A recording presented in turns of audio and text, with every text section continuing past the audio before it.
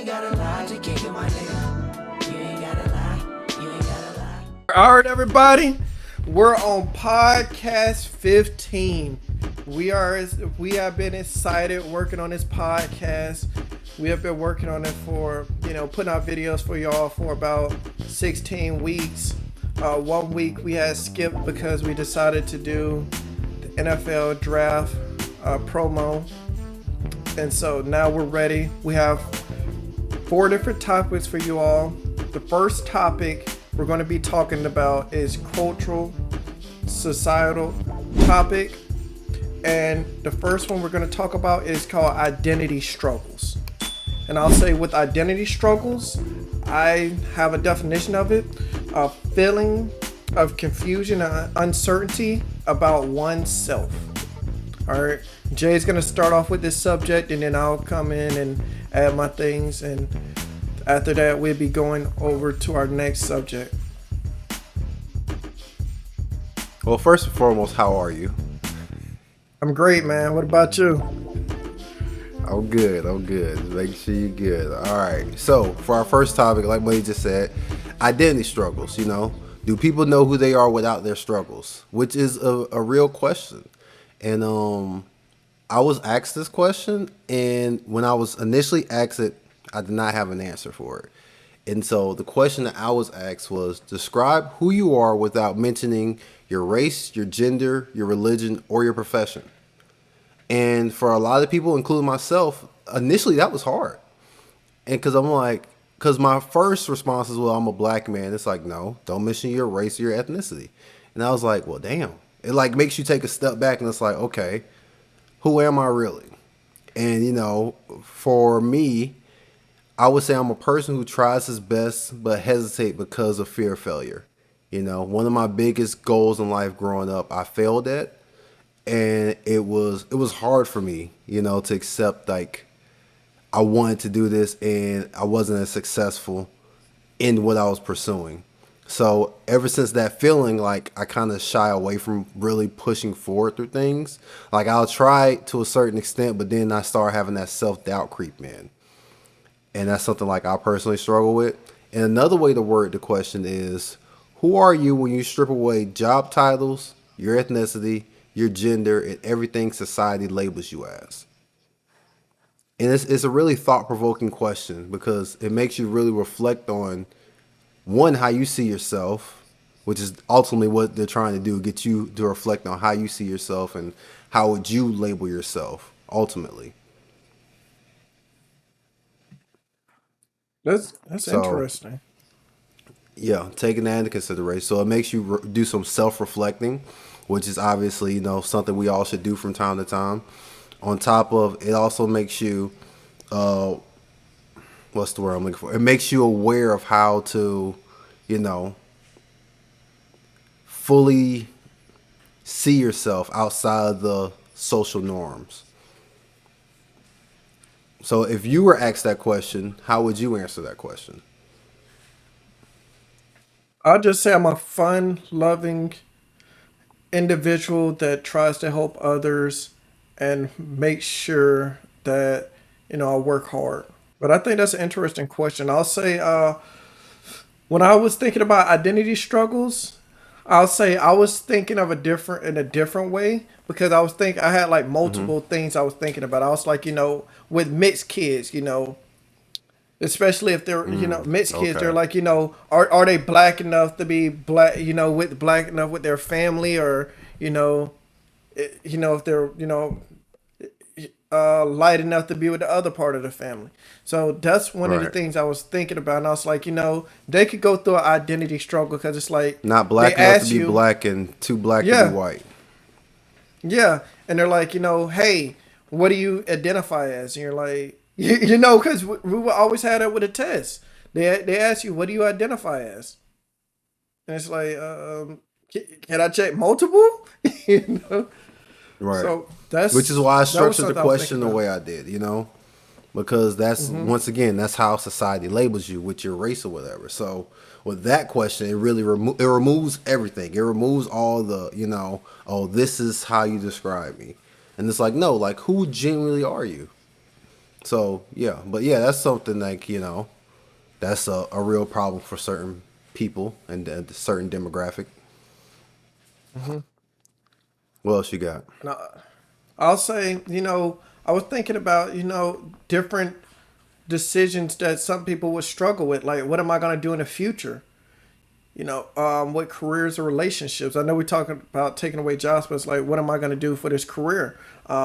And then you have increased feelings of uncertainty because, I'll say the main thing about a lot of people is the uncertain, the fear of uncertainty, like, hey, what am I going to be Right. doing in 5 years? What am I going to be doing in 10 years? I'll say, even with some individuals who are on cusp of retiring, hey, I've been working, for 30 plus years. What am I going to do when I retire? Am I going to just, sit back and, watch TV all day, or am I going to go fishing or do different things? So I'll say the fear of uncertainty is a big, big thing with a lot of individuals. And I'll say a lot of individuals work till they die because of that feeling of uncertainty. For sure. And there's a lot of individuals who have, like I said, they become their identity of their work. So once they do retire, it's like, well, what do you like to do for fun? And it's like, well, shoot, like all I ever do is wake up and go to work. For the past 30 years, it's been go to work, have a couple of days off here and there, but they, in a sense, forget who they are. And it's like a saying that, it's like, do you work to live or do you live to work? And a lot of the older generation, they sadly live to work. And it's like, no, you need to enjoy your life. You only get one of them as far as we know. So you should definitely live your life to the fullest and, work to live. If there's a way to just have a money tree in the backyard, then none of us will work. But unfortunately, that's not how, it's not realistic. It's not something that's obtainable. So we all have to do something to make some type of financial income to do these things that truly bring us as individuals happiness. And when those Yes. guys get to that age and they retire, who've been working, how many stories have you heard from the older generation where they've been working since they was 15? Too It's like you've many been to working since count. you was 15, and then it's like, yeah, how old are you now? Well, I'm 68, and you still working? Like, couldn't imagine, bro. I couldn't imagine working since I was 15, and I'm 68, 65, and I'm still working myself to the grave. I've seen older So people like 80 years old still working. They get up and go to yeah, work because of, different things. It could have been they made bad financial decisions, early in life, yes, or, something catastrophic could have happened and he lost everything. So we don't know. So then when they hit you with I was working since I'm 15, you're like, why are you still working now? Well, and then, like I'll say this. I'll tell you a backstory. I'll say, I remember when I was younger, I actually did community service at the Lighthouse Ministries, and I'll say, you hear like when we're talking about identity struggles, you hear so many stories. Like I remember I was talking to somebody, and they're like, "Yeah, back in the day, I was an engineer, and now I'm living here and trying to get back on my feet." And then you ask why, and it's like, "Hey, right. they probably went through the identity struggles and then they got on drugs or whatever and now they're trying to get back on their feet." And then like we said, you had those stories where, hey, they're 80 years old still working, trying to provide for a living. Yeah. So I'll say And we that's don't. sad, The like thing when I is, was my last job, we had an older mhm, gentleman there, Mr. Carl. Mr. Carl was 77, I believe. Keep in mind, as you know, money, I work overnights. So we had a mhm, 77-year-old man working there. And for what he did his job really well. But the company expectations is they wanted him to do more. So the expectation is to be around 80% as far as your work efficiency. Although he worked mhm, one department, he was in the 94%. And I always argued and pushed back was like, hey, he's doing this department way better than the company expectations. So just let him do that one. It was like, no, he needs to do more than just that. And so it was hard for me to try to tell this man like, hey, I need you to do more. And he's like, Jay, I'm 77. I'm like, I know, but this is what they telling me to tell you. And it's like, it got to the point where they were trying to push me to like get him fired, like through the company, write him up a certain amount of times and get him out of here. But I'm like, I'm not finna. Obviously, he's working for a reason. You know what I'm saying? To be 77 years old, he's a veteran as well. He's working for a reason. I'm not gonna be the person to fire him. I'm not finna. Y'all can do it, but don't try to put that on me. Yeah, And yeah, so like we said with the job and identity because of stuff like that. Yeah, Jay, but the job it's identity. I had an older lady. Her name was Phyllis, and she was such a kind older lady. She retired and she started working part time, and she ended up one day. I remember I came into work. I came in. I was on the computer and I get an email. Hey, regret to inform you all that Phyllis passed away like 3-4 months after she retired. And it was sad because she was like, I think about 60 years old, 60, almost 70 years old. And she worked her butt off and she didn't even get to enjoy the retirement. Even though she was doing part-time, she didn't get to enjoy the retirement.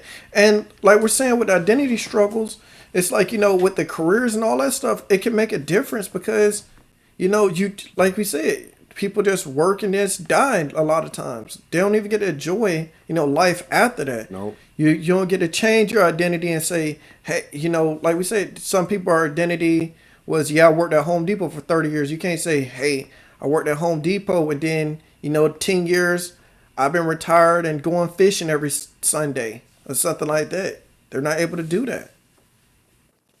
And it was like, I saw this on a Reddit post, and the question was something along the lines of, would you rather be homeless, but you are free from everything? You're free from the social norms. You're free from debt. You can obviously travel the world. Obviously, you got to figure out how you're going to get to point A or B.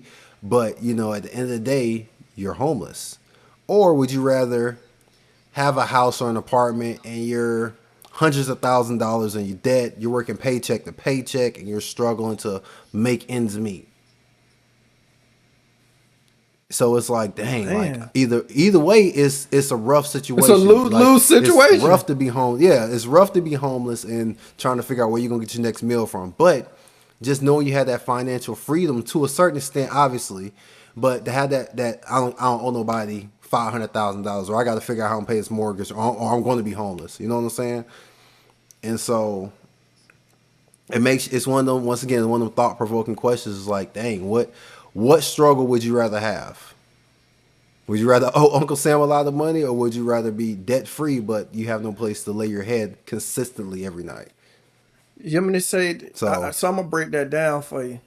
With you being debt free, being homeless, you can live off grid. If you good with your hands, bro, you can build you a place off grid. You can build you a nice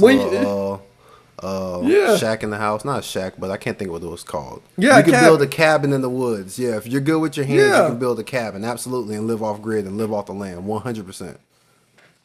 I'll say you would have to go with option one because in debt, when you're in debt, you're always going to be living like, I lose my job, I'm homeless. So with that, you being home, and it's stressful too. It's stressful living paycheck to paycheck. Yeah, but think about it. They say that people who go from having everything and losing everything have like more depression, and they be closer to wanting to get rid of themselves because they went from having everything to losing it all. When people who had nothing and then they get out everything and they lose it all, they're like, well, hey, I can make it back. Type of thing. So I'll say the homeless is probably the better situation if you're good with your hands. But I'll say if you're not good with your hands, not having a place to live would be hard. But man, living paycheck to paycheck and wondering, hey, I missed one payment, I'm out there on the street evicted. Yeah. Which one would you prefer? Said, it comes down to which struggle would you rather have? Exactly. Well, fortunately for me, I like to believe I'm good with my hands. So I guess, man, homeless, because there's nothing worse than, being in debt. Even owing a friend money. You know what I'm saying? Like, I owe you a couple dollars, and that bothers me. You know what I'm saying? So owing the government money and having all these people calling you, like, we need you to pay this, we need you to pay that. And it's like, oh, well, if you don't pay this, you got to be out in the street. Just having those pressures. For a lot of people, it's a lot. Some people can't handle it, which is, like you said, people make the decisions to take their own lives and stuff like that. So You know, it comes down to which struggle would you rather deal with? Would you I'll rather take have the the homeless, pressures bro. of, hey, I gotta, you know what I'm saying? I gotta figure out how to build a cabin. I gotta start cutting stuff down. I gotta make my own tools. Or would you rather have people banging on your door like, hey, you're 6 months behind on your car payment, or you need to pay this before you be evicted, and you're $500,000 in debt? Just saying that out loud, like that's really some people's lives. Yeah. $500,000 in debt. Yeah, like I said, with the cat, even if you're not the greatest with your hands, you could probably put a tent outside or something, or you can probably Yeah, make something in your work. life find somebody who can help you build that type of stuff. So I'll say the debt, because I remember one of my friends was telling me this. He was telling me, because he's working at Raymond James, he was telling me that people were literally sleeping in their office. He's like, people were Trying to working get their then job done. they'd be, yeah, always like being at their office 24/7. Like they'll probably stay at night there or whatever to make sure they get their stuff done. And it's like, bro, like, That's crazy. I got a family or whatever too. Yeah, and when I was talking about the Raymond James, I wasn't talking about the stadium. I was talking about the the other part of it, right? The investing What's portion of that? it. Raymond James got Oh, investing. see, I've only ever known of Raymond James Stadium, so I was curious. I'm like, Yeah. this nigga stay at the stadium? Nah, nah, So, nah. It was the invest. They have an investing office, and so okay, that's what they. So hey, I'll say this, man. We learn something new every day with this pod, man. Every time, and yeah, and so yeah, they got an investing port, and that's what they're doing. And I'm like, I think I understand working and being able to provide for your family, but I'm like, with identity, it's like, hey, I want to be there for my kids too. Let them be able to at least spend time with them right. No, for at least sure. once a week, type of So yeah, thing. it So just I would never want a job that's that demanding to where, first of all, I'm not working for free. I don't care what it is. Point blank period, I'm not working for free. So I'm not finna be like, oh well, like right now, perfect example, my current job. And this is like all retails have the same policy. You are not supposed to work off the clock, right? Because the reason why is not because they don't want to save the money. They'll take free labor, but someone gets hurt off the clock and they're held liable for it. It can be a lawsuit. So to avoid oh that, wow, you're not allowed to work off the clock. My current job, my colleague, he works off the clock often. And I'm like, bro, I'm not doing it. This job does not mean that much to me to work for free. I'm yeah, not doing it. Like our lunch break, right? We get an hour lunch break. He'll take his lunch, he'll go outside, like smoke a cigarette, and then he's back on the floor doing stuff. And I'm like, it don't mean that much to me, bro. If it don't get done, it don't get done. It don't mean that yeah. much to me. Because think about it, something happened to you, a job will replace you in a few weeks. But how we're Yeah. talking about with And he'll get identity. fired for that too. Because it's Yeah, but when company we talk about policy. So identity, he gets, let's say he gets hurt and they find out how he got hurt. He's out there. Now he's hurt without a job.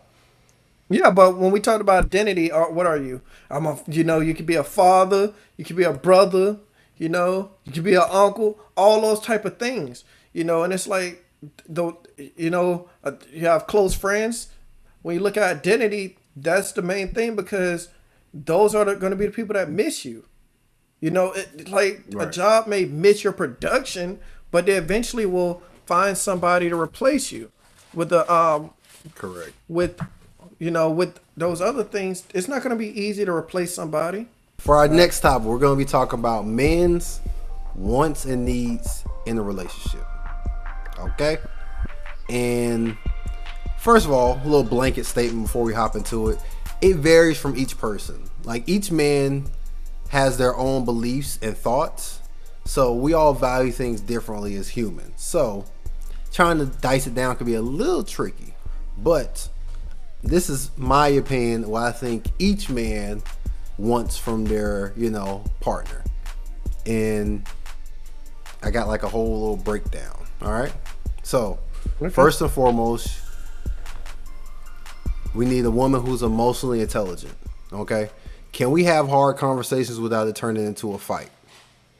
Can we talk with, excuse me, when we talk, are you listening to respond or are you listening to understand? It's a big difference. When you're upset, can you talk to me without you, what I'm saying, coming in and overreacting? Like, I understand some people get upset, so they need a moment to calm down, which I totally get. I'm like that. I have to, compose myself before I can, because I can be quick sometimes, and I try not to be. So, can we talk after you calm down a little bit, or do you expect me to read your mind and you just be mad for 3 days? And it's like, I don't know why she's not talking to me. You should know why I'm upset. I have no idea why you're upset. You know what I'm saying? Like, can you express to yourself, like, hey, I didn't like X, Y, and Z, and this is why I didn't like X, Y, and Z. Can you respond to me without reacting? I think those are very important, which leads into number 2, a woman that shows grace, having emotional restraint with power. She doesn't have to lash out even when she has every reason to. Instead of matching someone's disrespect, she stays calm and speaks truth with dignity and protects her peace. A great example is she walks away from drama with her head high, not because she's scared or is afraid of somebody, but because she knows her worth. Now, what I'm saying, it gets a little different when people talk about altercations, but we're not talking about altercations. We're talking about simply surface level in words, having compassion and understanding. She chooses to be empathetic even when it's hard, shows kindness to people who may not deserve her kindness. And not out of being naive, but because she values humanity. Uplifting others. A graceful woman doesn't need to dim other women's light to make hers shine brighter. She celebrates others, gives credit, and leads with love. That's what we mean by a woman showing grace. Break that down for some people who might not understand what that means. Our next one is a woman that's understanding. It's a time and place for confrontation. I think a good woman knows how to find that balance between the two. Like, one thing that's a big principle of mine is if me and my lady are somewhere, and let's say, perfect example, you and I, right? Let's say me and you kind of getting a little, as women like to say, a tiff, right? We're going back and forth, and I tell you, you know what, money, I don't know what you're talking about, son. Dr. Pepper done changed their cans purple, all right? You sound stupid and you look stupid. As my woman, you are supposed to have my back. But once we're behind closed doors, that's when you know you're wrong, right? Really? Yeah, you was dead ass wrong. You shouldn't have said that to Flint. And it's like, don't try to chastise me or correct me in front of people. But when it's you and I, that's when you come in. And obviously, you know how my temperament is. I may be mad at you, like, coming at me like, what do you mean you don't got my back? It's like, I do have your back, but you need to know you was wrong. What you said to Flint was wrong, right? So I think that is the biggest, having a woman that's understanding and knowing how you operate as her man in particular, right? And is it easy to find that balance? Absolutely not. But of course, the special ones out there know their man. They know their man when their man needs space and when they needs a little push. Because I myself can be at times where I'm just like, man, I don't know. And I just need like that extra, like, hey, you got this. Or tough love sometimes, you know what I'm saying? The special women out there know when to give their man space and when to give their man tough love and when to give their man love and coddle him. You know what I'm saying? Another point, a woman that's supportive. I love when a woman believes in my goals, especially my lady. I love that she believes in my goals and she supports me in pursuing my entrepreneurial career. It's going to be times where the vision gets a little blurry. You know what I'm saying? Because the things that I per se are trying to obtain aren't easy things to obtain. So having that person where you start to have that self-doubt those days, be like, no, you got this. It's a little rough right now, but you got this. Look how far you come. Look how far you've gone. You know what I'm saying? So having that support from your woman is a big thing. And this one's going to be a little controversial. You ready? A woman who is not independent.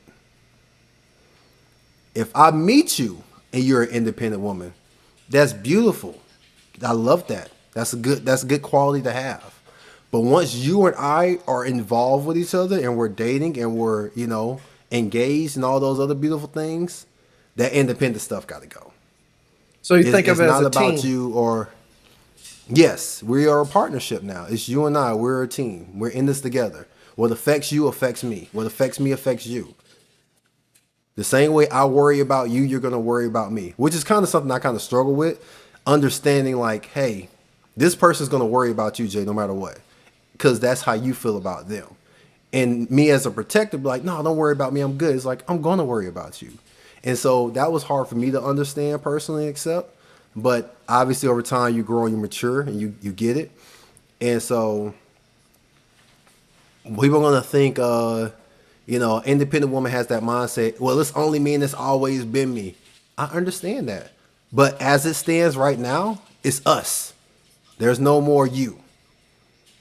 So that goal is done. And then it's going to some women out there or people try to turn the narrative and say, oh, you want a woman that just says yes, sir, and bows down. I'm not saying that. But for you to carry on as an individual in a partnership, it's not going to work.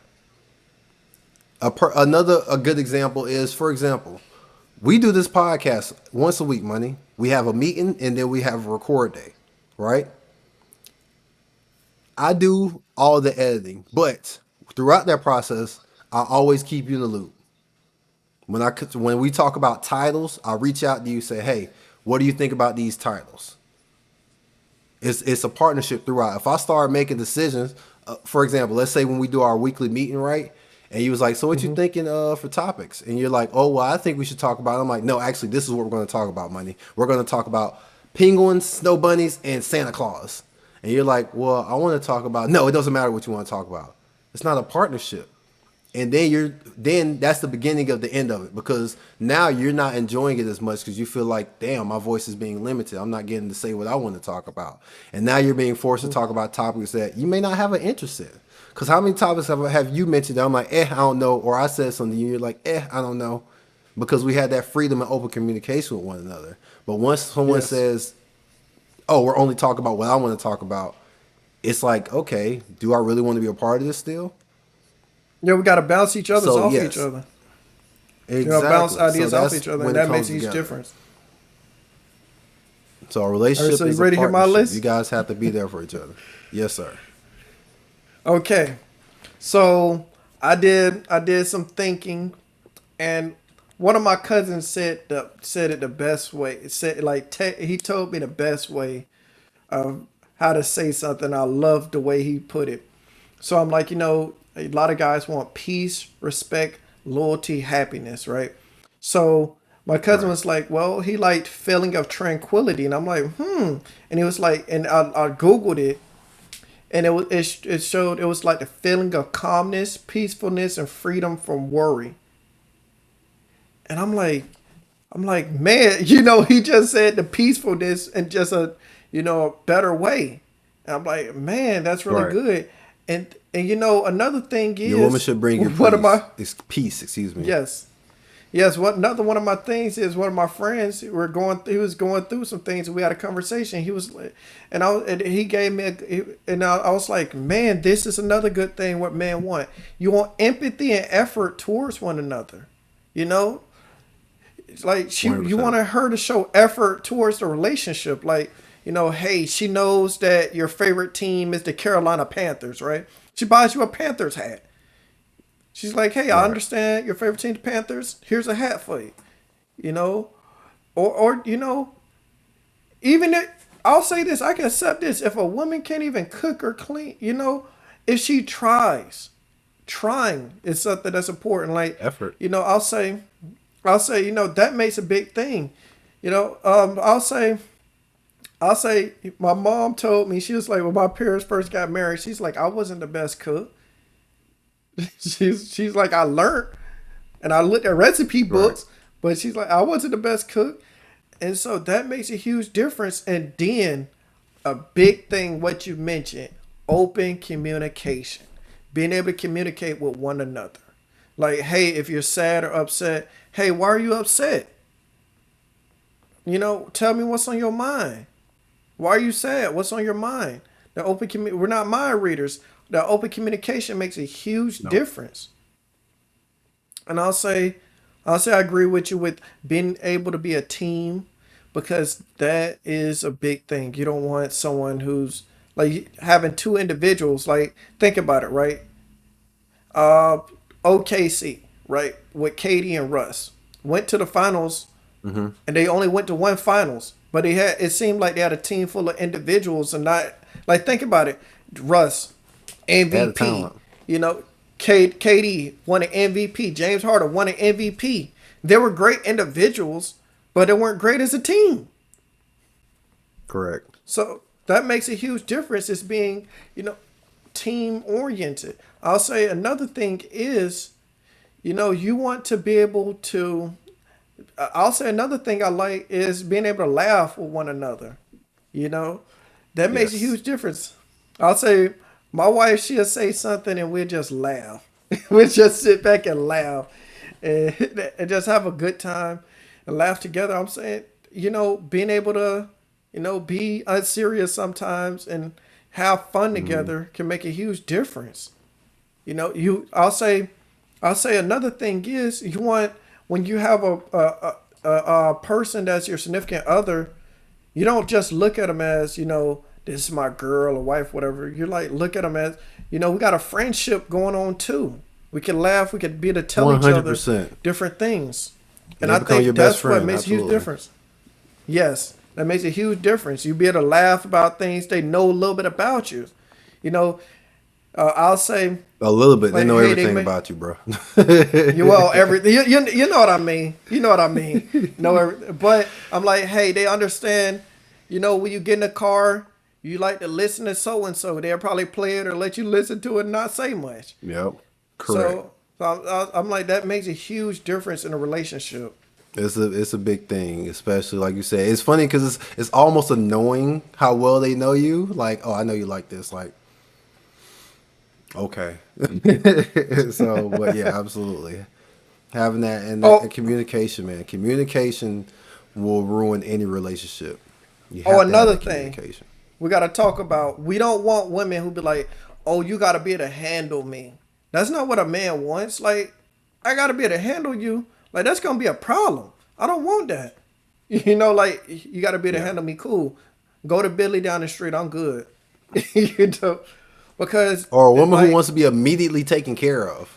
Like, if we get to that point, I'm going to take care of you in the end, regardless. You know what I'm saying? But we just started seeing each other 2 weeks in. My rent due on the 3rd. What are you telling me that for? You need me to take you to the bank? You good? I'm telling you because I need rent money.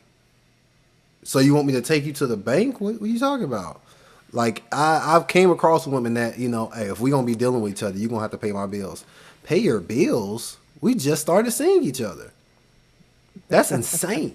I don't even know if I really like you for real. You talk about paying your bills? that is just ludicrous. That makes you want to leave. That's a red. Hey, that's not a red flag. That's a red Yes. wall. You're running right through that. I'm gone. I don't want to be Like, here. yeah, I'm good on that. Yeah, 100%. like Absolutely. they're like, yeah, I want you to be able to pay all these different things, and it's like, look, like what? I don't even know if I want to be. I don't even know if I want to be with you next week. I'm just trying to get to know you. Yep. It's ridiculous nowadays. I'm It's gonna like say you playing your cards way too early. Yeah. I'll say then, you have the ones who want to argue with you in public and stuff like that. I'll say I've seen that type of stuff and I'm like, man, that's or the ones who will be like, a guy, they say something to a guy, yeah, my boyfriend will beat you up. And it's like, nah, I'm in an altercation because you over here running your mouth with old buddy. Yep. We could have just left dude I've heard alone stories and I of- could have went on my day. It's funny because some women are like, oh, you should, always protect women. Then you have other women who are like the polar opposite of that. Like, it was a song, bro. Shorty like is going off. She talk about some. I'm gonna have to send it to you, bro. But she did like she was on like one of them the videos where they had the artist and like a mic and they're in some random spot and they're performing the song. She was just like, if my man sneezed, don't say bless him. Like she was basically don't talk to him. If he make a joke, don't laugh too long. And it's like, okay, that's wild. So you have those out there who are like too far with it, but it's a balance. Like I said, it's a balance. It's a happy medium. Actually, I seen a list. I'm gonna send it to you, and you probably might post it on the Okay. video if you see it. But it was a list, and a woman said 20 things a man wants in a relationship. Do you want me to read it, or you just want to post it? Yes, you got it. later? You ready? All right, hold on. Let me pull it up. It's on my phone though. That's fine. It's on my phone though. Okay, so the list it says things you should do as a woman, which is saying things a man wants. And the first one says be his safe place, comfort zone, feel like home. Okay. The second one said listen, be understanding, be patient. We basically said stuff these type of things, right? Yeah. Third one says feed his soul, which cook for him.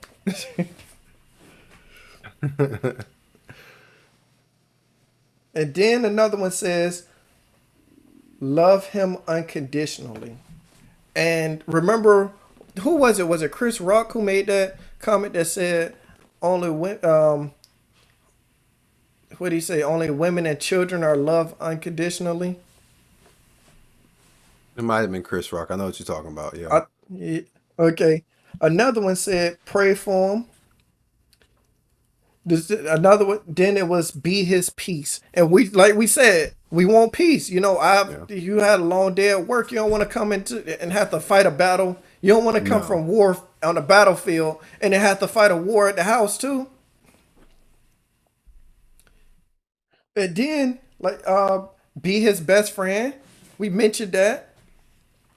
Uplift, encourage, support him, believe in him. You said that one. Yeah. Give forgiveness, grace, and be compassionate. We said that she's just supporting a lot of things we're saying. Give them space. Yeah. Sometimes, I might have had a hard day, and And keep in I mind want that to anyone sit watching back. this at home, this is my first time hearing this list. I didn't even know Money had this pulled up, and a lot of things we are saying is on this list. So Yeah. she's doing a great job so far. Yes. Yes. Like we said, give them space. At a long day at work, I might want space. Right. Well, she put cook for him again. To cook for him, feed him. Um, Again, respect him. Like we said, respect. You don't want a woman who's gonna disrespect you. Be submissive, allowing 100%. him to lead. Is what she said. Add value to his life. That's a really And that's the great thing one. too. Some women don't understand what being submissive means. Some women take being submissive as, oh, you just want a woman you can boss around. It's like, no, it's not about being the boss around. But if, for example, if we're in an environment and I'm like, hey, I need you to, come with me right now. I don't need you. Why am I coming with you? What's wrong? Like, I just need you to be like, okay, babe, what's up? Okay, cool, let's go. It's a reason I'm saying this. I'm not gonna just come out of nowhere. Yes. Because if you know me as well as I like to believe you know me, it's a reason I'm doing this. I'm not gonna It's randomly off just of come up to you like, hey, instincts. we need to leave right now. Yes, you need to understand. Like, okay, my man is telling me this for a reason. Let's go. I don't need you. Why I'm not ready to go. Why are we leaving right now? What? No.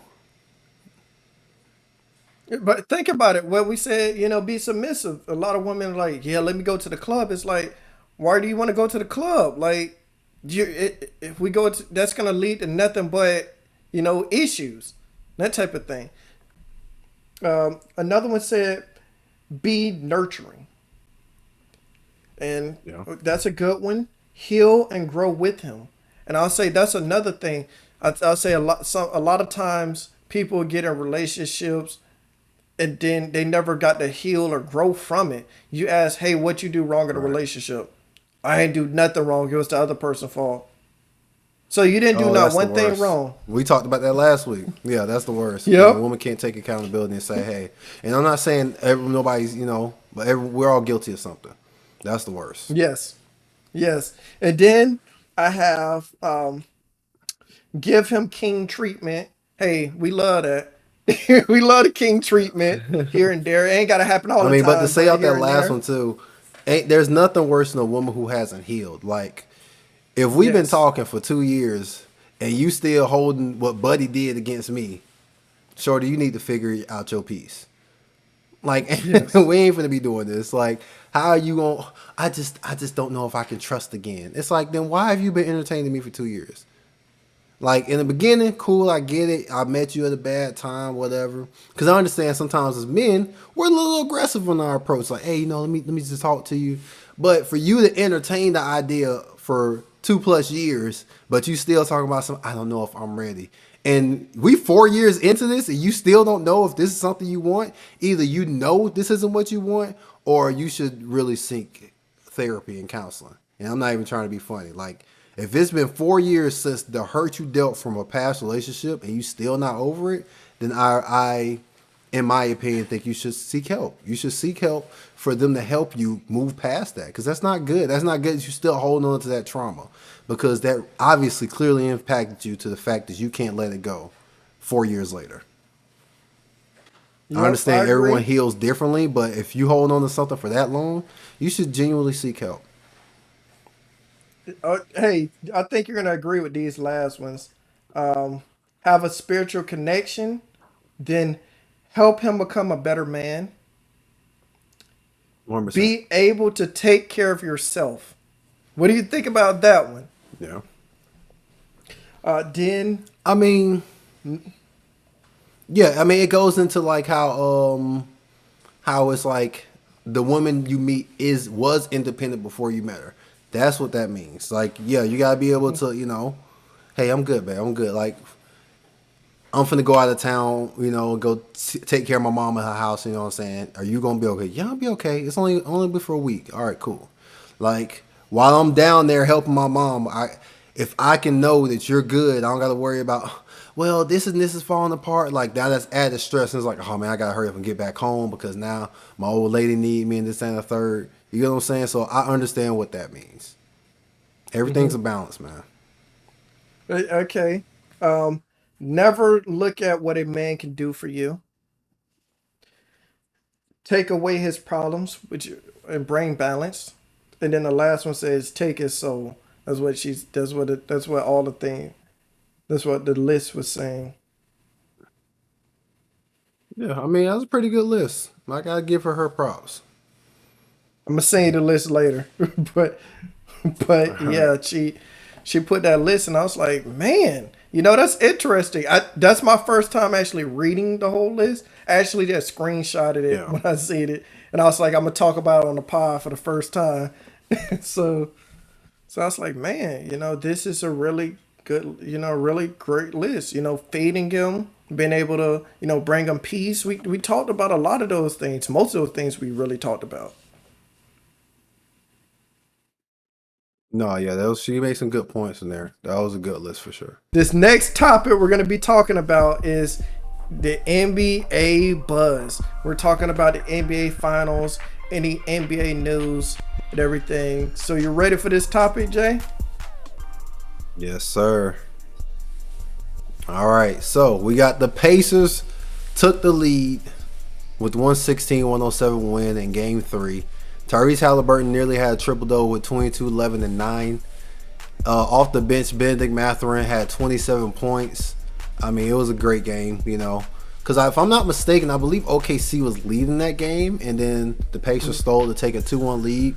And then Game 4 was at Indy. OKC hey, you forgot my boy Siakam. Forgot my boy Siakam. How many points Siakam had? 21 and 6, bro. Yeah. I mean, he's been here before. I'm not surprised by him playing well in the finals because he is a champion and he played well in his first ever finals. So he's doing what I believe he can do. And then, like I said, Game 4, OKC answered with a 111-104 comeback to tie the series. SGA starred with 35 points, including 15 in the final 4 minutes. A performance that swung the momentum. And off the bench, Alex Caruso had 20 and 5 steals. 5 steals in any game is huge. Jalen Williams had 27, and Chet also grabbed double digits, 14 and 15. Pacers led by as much as 10 the second, but they fell apart late. Siakam once again had 20, and Halliburton had 18, but it wasn't quite enough. Overall, so far, SGA is doing what an MVP you expect him to do. Game 1, he had 38. Game 2, he had 34. And Game 4, he had 35. I mean, what an incredible some games for the finals. Balling. His first 4 games, 11 of his final 35 points were in crunch time. Most points in the final 3 minutes of a final game in over 50 years. So he's doing everything he can. Both teams are firing on all cylinders. Thunder's rode SGA's MVP level play and bench spark with the Pacers struck with Halliburton timely contributions with Mathurin and Siakam also chipping in. With a 2-2 tie, contrasting these teams' strength, Game 5 could be the series turning point. Because after Game 5, somebody's going to be up 3-2. What are your thoughts so far on these NBA Finals? I'll say Game 4 was a really, really tough game for the Pacers because they win that, it's 3-1, and I think they easily win the series. Yeah. Now you have to go back to OKC, which I don't see them allowing another loss at home this early in the series. No, they can't. So you're going to have to win Game 6 in Indiana. So then it's going to be Game 7 in OKC, and anything can happen at that point. Yep. Anything can happen in Game 7. We've seen it. We've seen anything can happen in Game 7. We've seen Shane Battier, who I still think's a bum. I hate him because he got my boy eliminated. Dude hit 6 threes in the Game 7. So we got Game 5 Monday night. I've been riding with OKC this whole time. I'm going to stick with OKC. I had OKC in 5. Obviously, that's over with the series being 2-2.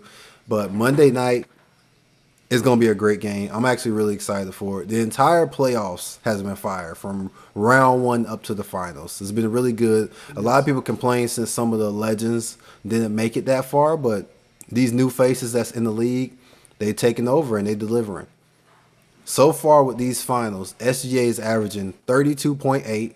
You know I like to round up, so we're going to say 33. 6.5 rebounds, which is 7, and 7 assists. He's shooting 49% from the floor, 38% from 3, and 90% from free throw. And on the Pacers, Halliburton been averaging 17.8, which will give him 18, 6 rebounds, and 8 assists. He's been shooting 50% from the floor, 33 from 3, and 100% from free throw, but he only shot 3 free throws so far, which is kind of low. Kind of need a little bit more for him, but really low. I mean, SJ's a dog, bro. SJ's an absolute dog. He's putting up insane finals, averaging 33 points in the NBA Finals, and your first ever Finals appearance is absolutely nuts. I mean, that's what you do when you dominate, bro. He's trying to do whatever it takes to win, and I see it. And I think he will. Hey Jay, think about how many players. OKC will end it. Think about how many players only got to go to one Finals. Yeah, never made it back. CP3 on that list, and he played good in his one Finals, but he's not going back to the Finals. It's done for him, you know. Yeah. So you have the chance. You have to, you have to win it because you may not go back. Dirk went to 2. He got lucky because but this might be your one and only chance. You got to take the bull by the horns. Look at Jokic. He's only been to 1.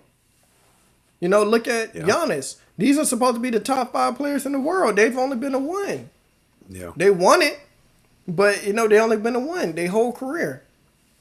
So when you have that chance, those 2 guys are considered top 15 all time. So yeah, you have to win it when you get there because those opportunities are limited. You are correct. What is your Game 5 predictions? I'm picking OKC to win it. I think it's going to be a close game, but if you ask my prediction for Game 6, I think the Pacers are going to win Game 6. I think this is going 7 now. I picked OKC. So you got OKC. I think Pacers. And then OKC then the Pacers. I haven't picked. I have to see how this goes. I ain't pick who I think going to win Game 7. I have to see how Game 6 go. We come back to that topic. Okay. All right. I don't think it goes 7. I think it goes 6 either team. Either Pacers win in 6 or OKC wins in 6.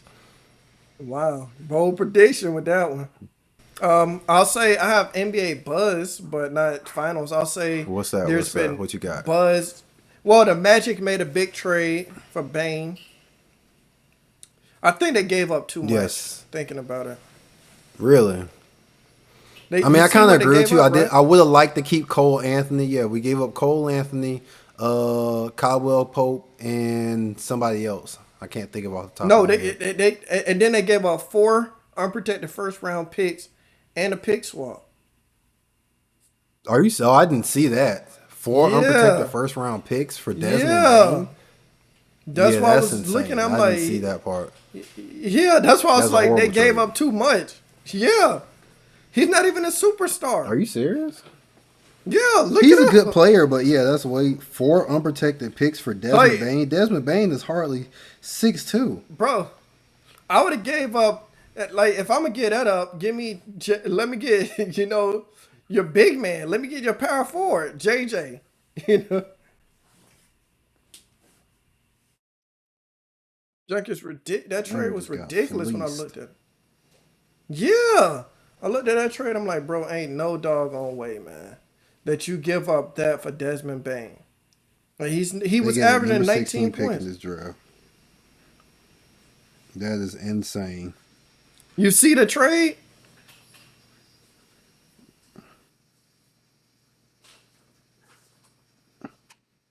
You see it, right? Jackson Yeah. ridiculous. They gave up way too much for him. You give up that type of package for a superstar player. That is It's insane, yeah. Orlando just got fleeced. yeah, yeah. I seen like at the beginning. I was 4 like, yeah, man, unprotected that's not first that. round picks. Yes, yes. Like I said, I seen the trade at the beginning. I'm like, it's not that bad. And then I seen 4 unprotected first round picks. I was like, ain't no doggone way. I did not see that Why? part. I just saw Caldwell Pope. I saw Cole Anthony, and I believe it's one more player got shipped off. So I'm like, 3 players for Bain. Okay. I did not see the 4 unprotected first round picks. Desmond Bain is not pushing that team over the top. Yes. He's a good Like you'd have had to player, give me but Jackson. You'd have to give me JJ for that. at that Hey, point, I Jay. want Ja Morant. Like, damn, at that point, I want Ja. Jesus. That is an awful trade. See, now I look at that one completely different. Anything else Yeah. going on in the league besides that trade? Well, they say the KD rumors are going out. They're saying that the Suns want a haul for him, but come on, bro, the dude's He's 37 37. years He's not old. getting a haul. I heard Miami's one of the teams to watch out for. How you feel about that? A couple years too late, right? Depends on what we give up, but still, man, nah. Like I'm not giving up multiple first round picks for a guy who could potentially retire anytime. Yeah, that's true. He go play 1 year and be done. Gave up 3 first round picks. Remember? No, you know what, Jay? That reminds me of that. Remember that's what made the Celtics the powerhouse they are, because the Celtics traded Paul Pierce and KD and K. To Brooklyn. And Brooklyn KG was and all down to terrible. Brooklyn. Yeah, yeah, and they got high picks and ended up getting Jalen They got Brown them and three Tatum. pick. What, back to back? Yep. I got Brown and Tatum. Yeah, So they built through the draft. That's how you do it. Build through the draft. yeah. I had to break that news down to you, Jake, and I was like, this trade's horrible. I did not know that, yo. I saw it as a horrible trade. 4 unprotected first round picks. I know draft picks aren't as valuable as they are in the NFL, but still, 4 first round picks? That means they believe they're a piece away. And I do agree with the idea that we're a piece away. Like, if we made that trade for Trae Young, I wouldn't care. I agree. I I wouldn't agree. care. Trey Young If is that the was one. Trae Young, we're getting the shooter because we need a true shooter, and we're getting a facilitator. Desmond Bain is not a facilitator. He's just a scorer that's 6 feet tall. So They that's can't a get Trey horrible Young now, trade, Jay. man. You can't get No, Trey we Young now. can't You get gave Trey. up too much. So that's off the break. That's so disappointing, man. That's who I Yeah. wanted, Trae Young. I think Trae Young would have really took this. Now that would have been the piece away. I think Desmond Bain is not as Yes. good as Trae Young. I think Trae Young still provides more for a team. So that's unfortunate. That is extremely Yeah. unfortunate.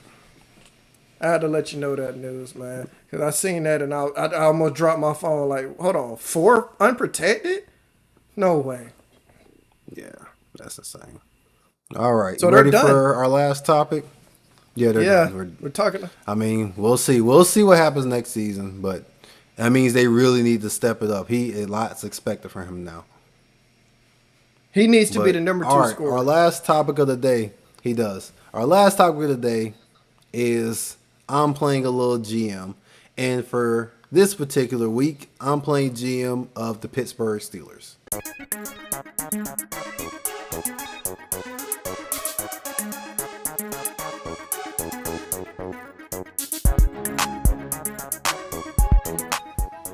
So me and Money was talking about this, and I was like, bro, they're making bad moves. And he's like, you think you could do a better job? And I was like, I do. So this segment, it's kind of a game. We call it J Plays GM. My first order of business as acting GM of the Pittsburgh Steelers is to fire Mike Tomlin. I'm going to say it. I've felt like this for a while now. Tomlin's not that good of a coach. Okay, everyone likes to hype Tomlin up like, oh man, he's innovative, he's groundbreaking, he's this, that, and the third, and I'm not a believer of it. This is his resume. Okay, his career record as a head coach, regular season, he's 183 and 107. Not bad. You win more than you lose. Postseason record, he's 8-11. He has 2 AFC championships, 1 Super Bowl. They beat the Cardinals in 09, 27-23, and they lost to the Packers in 2011, 31-25, making his Super Bowl record 1-1. He's never won Coach of the Year. And to play a little devil's advocate, he won the Super Bowl in his second year as head coach. So you can argue that was Bill Cowher's team that he built once he stepped down after 15 years of coaching that team. Since 2015, his playoff record is 3-7. In 10 years, you won 3 playoff games? When Marvin Lewis did that, we said he was a horrible coach and he got fired. Now, I'm going to give you this other coach's resume who's often criticized for being a bad coach. And listen to how similar it is. So, this other coach is 174, 112 all time. Tomlin's 183, 107. Not far off, right? His postseason record's 11-11. Tomlin was 8-11. He has 1 NFC championship, 1 Super Bowl championship. He won his Super Bowl in year 5, so you can't say it was the previous coach's team. He was 5 years into that. He also has 4 NFC championship appearances. Tomlin has 3. And he has a Coach of the Year award. Do you know who this coach is? Pete Carroll? No, sir. Mike McCarthy. Oh man. How many people says Mike McCarthy is a bad coach? So many people. And for him to be a bad coach, when I look at these 2 resumes, they're pretty close and pretty identical. Okay? So if we're going to say Mike McCarthy's a bad coach, we're going to say Tomlin's a bad coach. Going 9-7 and missing the playoffs is not an accomplishment. It's not the standard of a franchise such as the Steelers, who have been labeled as the gold standard franchise. So yeah, Tomlin, you out of here, bro. Sorry, not sorry. Our new head coach, okay, is going to be Mr. Brian Flores, who will continue that defensive theme. You keep that tough defensive mindset that Pittsburgh is known for, and you get fresh new energy in the building, right?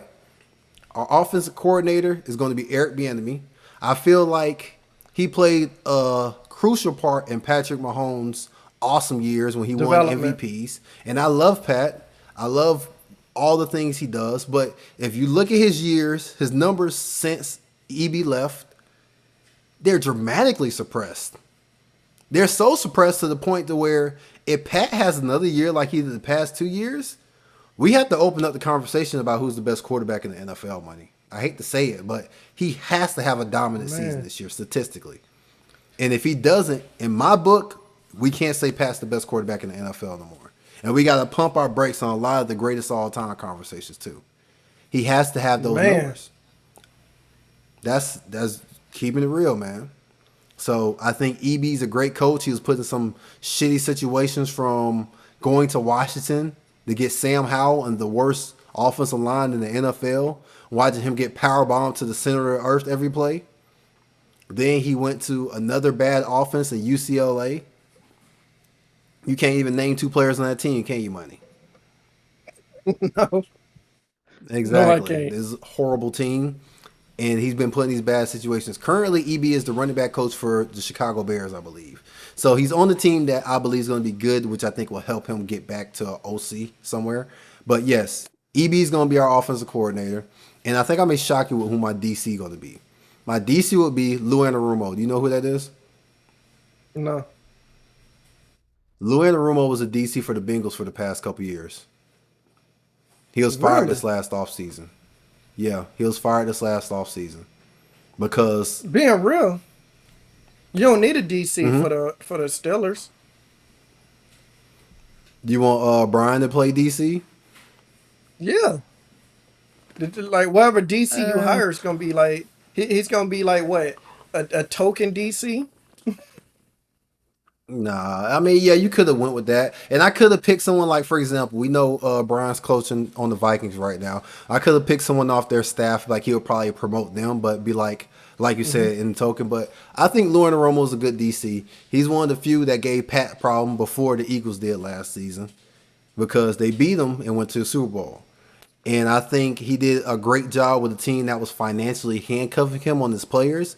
As we can see right now, their rookie's unsigned and Trey Henderson doesn't have a contract. The So I rookie say he think might based on sit out. those stipulations, exactly. Based Insane. on those stipulations, I think he did an awesome job. So that would be my DC. So, next order of business. We need a quarterback. Will Johnson, I mean, I don't think he's ready yet. They did assign Rodgers. Yeah, Rodgers wouldn't have been on my team. He would have never got signed. I would have entertained it up until he came to our building and was like, I'm not ready to sign. I got stuff to take care of. You do you. We would have moved on. We're not going to play this waiting game for no 40-year-old quarterback for one season. Well, now you got to do no, it we'll with do- Rodgers on the team. What would you do with Rodgers on the team? Rodgers on the team, he's going to be a glorified backup. We're paying him $10 million to be a backup. We're going to go get Trey Lance. He's going to be dirt cheap. We're going to probably get him for a 5th, 6th round pick. He's on a cheap contract as it is for this 1-year deal to be a backup currently.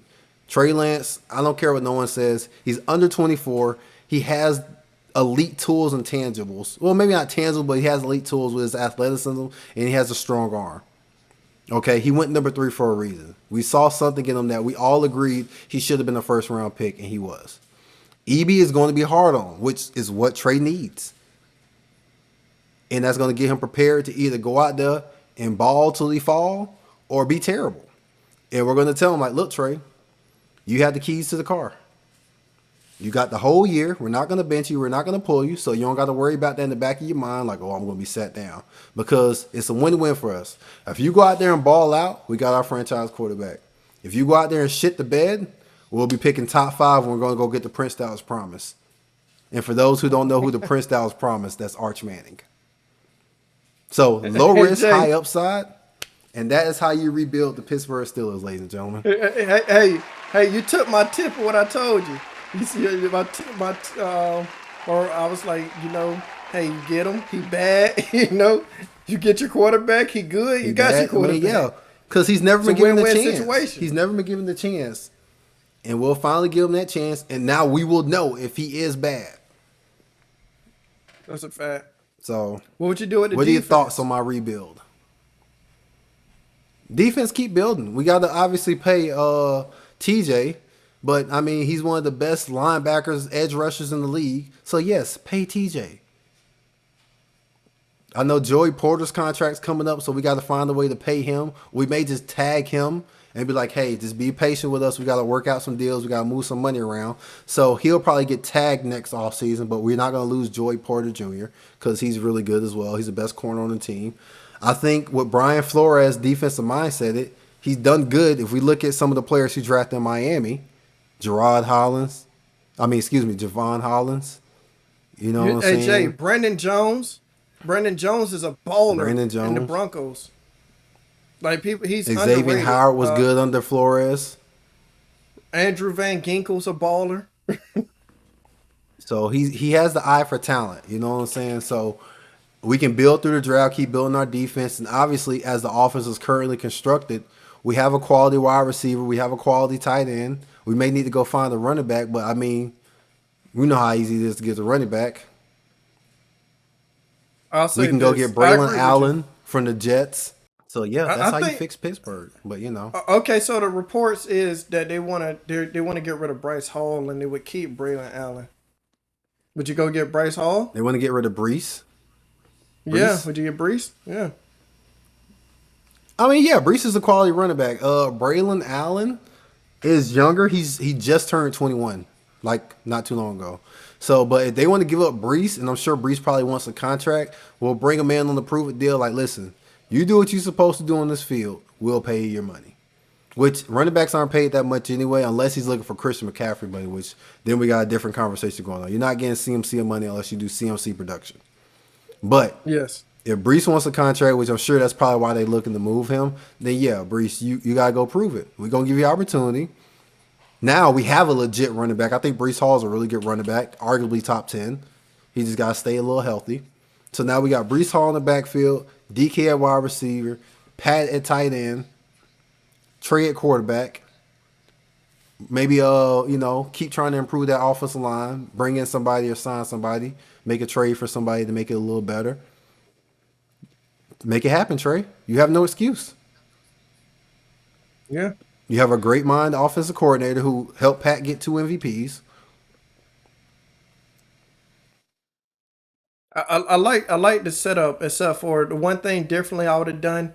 I would have straight up cut Aaron Rodgers. He wouldn't be nowhere near my team. Yeah, I would have cut him too. We don't need that drama. But you said I had to keep him, so that's the only reason. Okay, That's why I so was like, we wouldn't even sign him. But you was like, he would have been cut. He would have been cut. Will Johnson would have been the backup. Because let's say we go 10 games in the year and Trey gets hurt or something, then we're playing the rookie, and at that point we know we just tanking. We tanking for Tua, as they say. So, yeah, but yeah, I agree so Trey with would have. I would have gave Trey the keys. I'd have got rid of Aaron Rodgers. That dude sucks. Yeah, he wouldn't have been on the team. Because I'm not waiting for a 40-year-old quarterback who's unsure if he wants to retire or not. For him to come and us go 9-8 again. Rodgers is not going to do anything that's groundbreaking for that team. Hey Jay, And one my hit question away is, from retire. you took Yeah, do you, in your honest opinion, Money, do you think at this current stage in his career, do you think Aaron Rodgers is better than Justin Fields? I don't think he's better than Justin Fields or Russell Wilson. Exactly. So why did we move off Russ? You moved off Russ, baby, because he wanted a bigger contract or a long-term contract. I get that. Justin Fields, he's young. He showed he was good in the offense. He was 4-2. He did everything right, and you moved off of him. And now, this is another thing somebody said. Maybe it was Justin's decision to leave. Maybe Justin was like, nah, I want to go. So, Possibly. That's possible. But yeah, man. Aaron Rodgers. They're going to be a bad team. They're going to be a bad team, and I think Tomlin is going to have his first losing season, and then everyone's going to be like, oh, I don't know what happened. It's Rodgers' fault. No, it's not Rodgers' fault. Tomlin's just not that good of a coach. We got to stop hyping this dude up on a pedestal. Yeah. Yeah. I'll say, I'm not too impressed with going 9-8, and you're like, oh, he has a winning season. You won one game over 500, bro. You're not doing nothing special. Exactly. One game over 500. Like, bruh, what are we doing? Like 3. But hey, okay. winning one game over 500 has kept his job because you remember Jason Garrett? Jason Garrett was coaching 5 years in Dallas, and they started calling him 8-8 Jason Garrett. That boy was going 500 every year. It was 1 year, bro. Craziest thing ever. 1 year Dallas started like 6-0 or 6-2. And they're like, oh shit, Dallas legit. And they finished 8-8.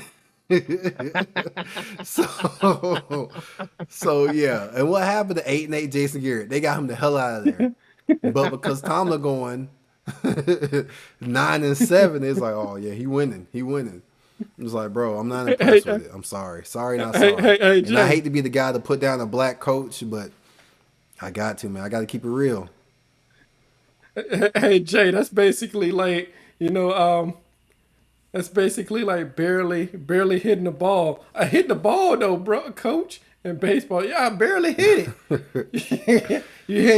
You barely hitting it, and you barely get on base, and then you try to run a second base, and you get out every time. Yeah, but I made it to base though, coach, and I barely hit the ball. Like bro, you ain't helping us, man. You ain't helping. At that point. But I like that. I I personally agree with you. I would prefer Allen at running back, but it seems like they're trying to get rid of Hall. And you have a legit running back Which at that is a little point. surprising. Yes, you have either one. I think will be good because Braylon Allen, obviously, he's fresh, he's young, so you'll take that. But Breece Hall is a proven guy, so either way, that's a win if you can get one of them two. Because I think Breece is currently better than Braylon. I just think Braylon has the more upside because he's younger. But imagine you inquiring about the younger back, like, hey, I'm interested in Braylon. And they he say, had well, the actually size. give you Breece. And so they'd be like, well, size of actually give you Breece. 240. And it's like, okay, I wasn't expecting him to be available, but we'll take Breece. So, yeah, Hey, Jay, I think that is the quickest jump start to rebuild this team. We want to give you Breece? What do y'all want? Or a third? Hold on, I'm picking him up from the airport right now. Y'all get y'all a third. Yeah. I just text you a flight confirmation. Did you get it? So now I'm curious if Breece get moved. We shall see. They say if the Breece get Jets moved before the start season bad, kicks off. they said Jets start off bad. He's going to be traded. He might be traded. And they said that the coach likes Allen. Yeah, I mean, Aaron Glenn. I Jay, trust remember. Aaron Glenn. I'm rooting for him. So Remember we had if that he thinks Allen's a better conversation. guy, I'll be a little surprising. Remember we had that conversation. Why would you take Allen if you like Hall? If you got Hall, now it's Martin Yes, starting to I make agree. sense now. That was a bad draft pick. I was saying that whole draft, Dallas needs to take Braylon Allen. But if you I think it would move have been him, a perfect fit in Dallas. And now if you move him yeah, and get keep some him, value because then- Breece has value. Yeah, if Yeah. you don't let him start, then hey. So now I'm curious where Breece may end up. Me too. Knowing I'll say his knowing local his way. luck, he'd end up in Miami. Hey. It's like, y'all got so many running backs. We deep. We collected backs. We got a cattle of backs. That's tough. Yeah, I'm good after that. Because I'm curious to what Joe Mixon and Nick Chubb gonna do in the Texans. They similar style running Yeah. backs. Hey, they figure one of them be injured, so we got the other one. We got the other one. We're gonna figure it out. We got this. This gonna be an interesting season. Yes, I'm excited, man. I'm excited. I'm always excited for football, but especially this year in particular. But I think that's going to wrap up this video, you guys. If you made it this far in the video, thank you so much. For all those watching at home, please hit that like button. Please subscribe. Please share with a friend. And please get in the comment section and tell us your thoughts from all the topics, from our sports topics. If you want to comment about that, or, our first topic with, identity struggles and stuff like that, comment. We respond to you guys. We love to see the comments. We love to get that fan interaction. But if you're new, please hit that subscribe button. It's free. It doesn't cost anything, and we greatly appreciate it. But until the next one, I'm Jay Stace D, aka Two Wavy Jason. I don't think we introduced ourselves in the very beginning of the video. You just jump right to the topics. But I'm Jay Stace D, Two Wavy Jason. I'm Money. Until Y'all the have next a good one. one. Peace. Take it easy.